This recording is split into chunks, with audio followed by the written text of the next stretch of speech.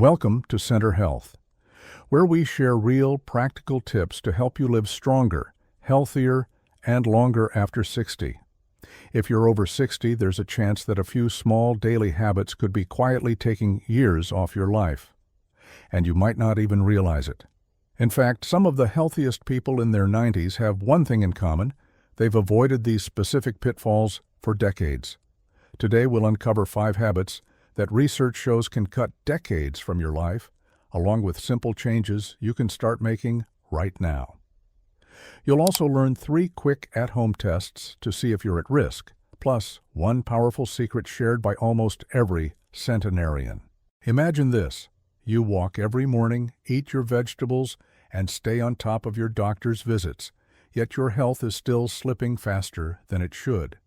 That's exactly what happened to one woman I'll call Margaret, a lively 68-year-old who prided herself on her healthy routine. She walked 30 minutes each day, rain or shine. She kept her fridge stocked with greens and her pantry free of junk. But after her morning walk, she spent nearly the entire day sitting, reading the paper, watching TV, working on puzzles. 10 hours a day in a chair, and she didn't think it mattered. The truth? For seniors, long periods of sitting are like a slow, invisible poison. Even if you exercise daily, prolonged sitting increases your risk of death by more than 60%. After 60, your metabolism slows, your circulation weakens, and your muscles lose strength faster when they're inactive. Here's a quick test you can try right now. Sit in a chair with your arms crossed over your chest and try to stand up 5 times without using your hands. If it feels difficult or you can't do it, your independence is already being affected by too much sitting.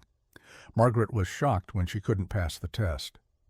But she turned it around with one simple change, what I call the 50-10 rule.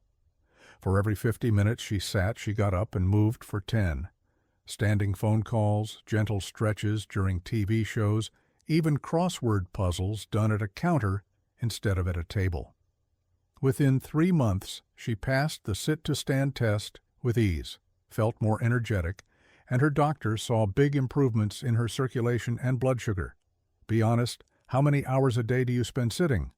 Awareness is the first step to changing it. Movement is crucial, but even if you're active during the day, what you do at night can make or break your health. Many seniors believe they need less sleep as they age, but science says otherwise. Adults over 60 still need 7 to 9 hours a night, and the quality of that sleep matters even more than the number. One man I'll call Thomas learned this the hard way. He went to bed and woke up at the same time every day, but he only slept about 6 hours each night. Over time, he began having memory lapses, mood swings, and constant fatigue. Researchers have found that seniors who get less than 7 hours of quality sleep are at a higher risk for heart disease, stroke, and cognitive decline. Here's a quick check. Do you regularly feel your energy crash between 2 and 4 in the afternoon? If yes, your body is probably craving deep, restorative sleep it's not getting. For Thomas, the problem wasn't just quantity, it was quality.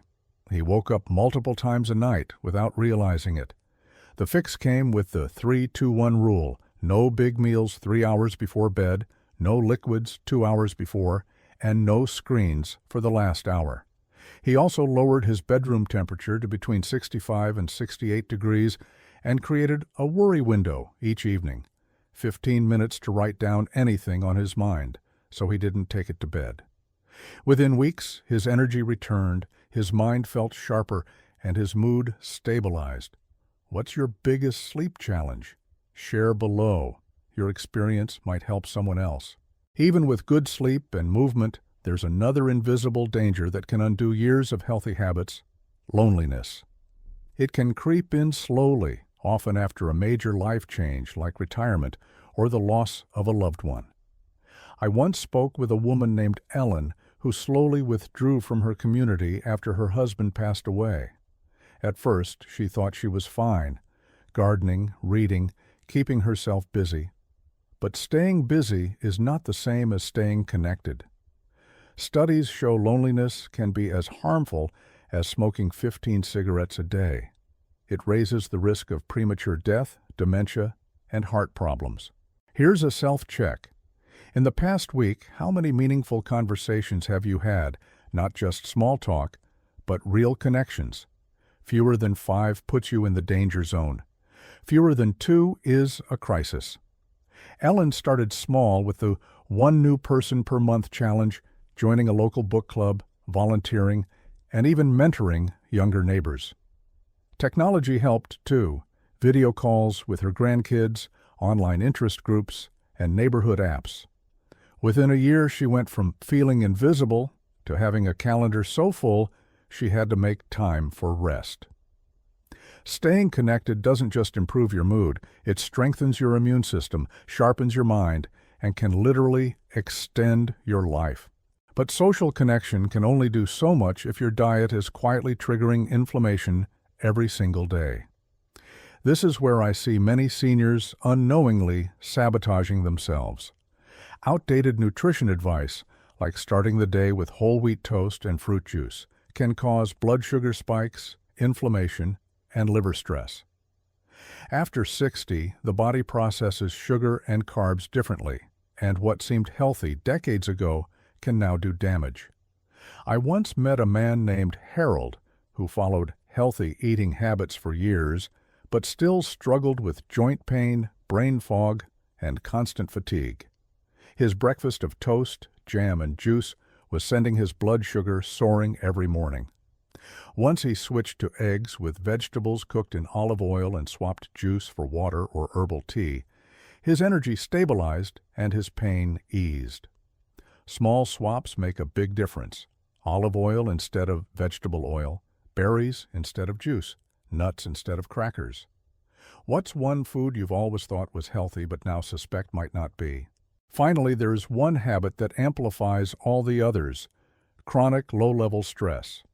Many people think stress has to feel dramatic to be dangerous, but for seniors, constant low-grade worry is often more harmful than acute stress. I knew a woman named Norma who spent hours each day planning for every possible what-if, health problems, financial worries, even scenarios that were unlikely to happen. Her body reacted as if she were in constant danger: high blood pressure, poor sleep, and elevated stress hormones.